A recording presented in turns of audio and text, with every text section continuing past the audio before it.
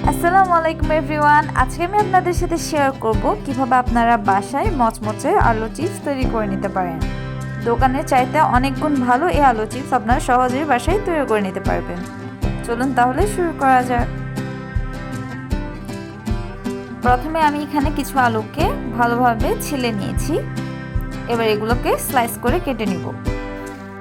আমি ছুরির সাহায্যে স্লাইস করে নিয়েছি, আপনারা চাইলে যে কোনো স্লাইসার দিয়েও স্লাইসটা করে নিতে পারেন। এবার সবগুলোকে খুব ভালোভাবে ধুয়ে আমি পানি ঝরিয়ে নিব। পানিটা শুকিয়ে এলে একটি প্যানে আমি পর্যাপ্ত পরিমাণে তেল নিয়ে নিয়েছি। এবার তার মধ্যে অল্প অল্প করে চিপসটা দিয়ে দিচ্ছি। খেয়াল রাখতে হবে তেলের তাপ যেন খুব বেশি না হয়, তেলটা যেন খুব বেশি গরম না হয়ে যায়। চিপসগুলোকে আমি একটি একটি করে ছাড়ছি যাতে একটার গায়ে একটা লেগে না থাকে।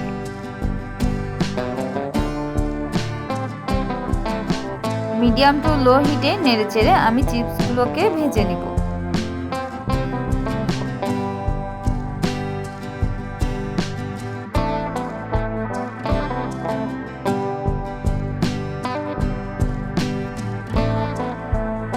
কন্টিনিউয়াসলি নাড়াচাড়া করে আমি চিপসটাকে ভেজে নিব।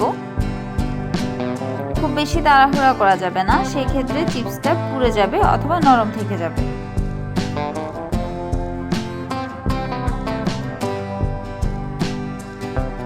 দেখতে পাচ্ছেন আমি কতটা সময় নিয়ে ভাজছি। এই পর্যায়ে আমার চুলার আঁচ মিডিয়াম টু লোতে আছে।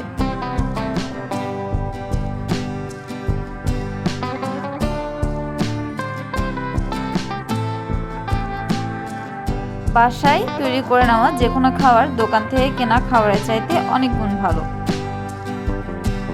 আপনারা আপনাদের বাচ্চাদেরকেও চাইলে এভাবে চিপস তৈরি করে দিতে পারেন।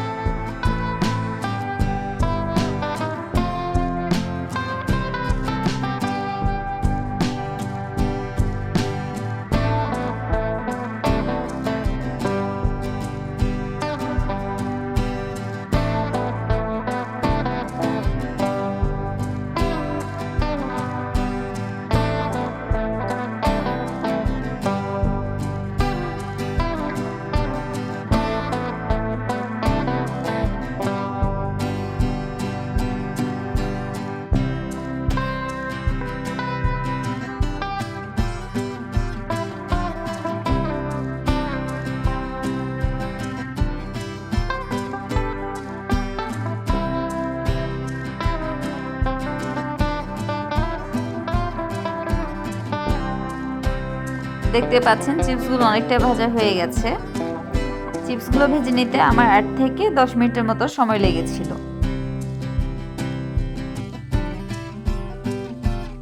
যখন দেখবেন চিপসের উপর থেকে বাবলসটা কমে এসেছে এবং চিপসটা অনেকটা ব্রাউন কালার হয়ে এসেছে, তখন বুঝে নিতে হবে চিপসগুলো হয়ে গেছে।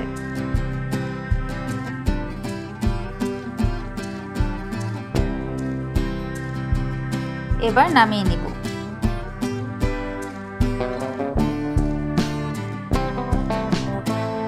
চিপসগুলোকে তেল থেকে নামিয়ে আমি কিছুটা লবণ এবং গোলমরিচ দিয়ে সিজনিং করে নিয়েছি।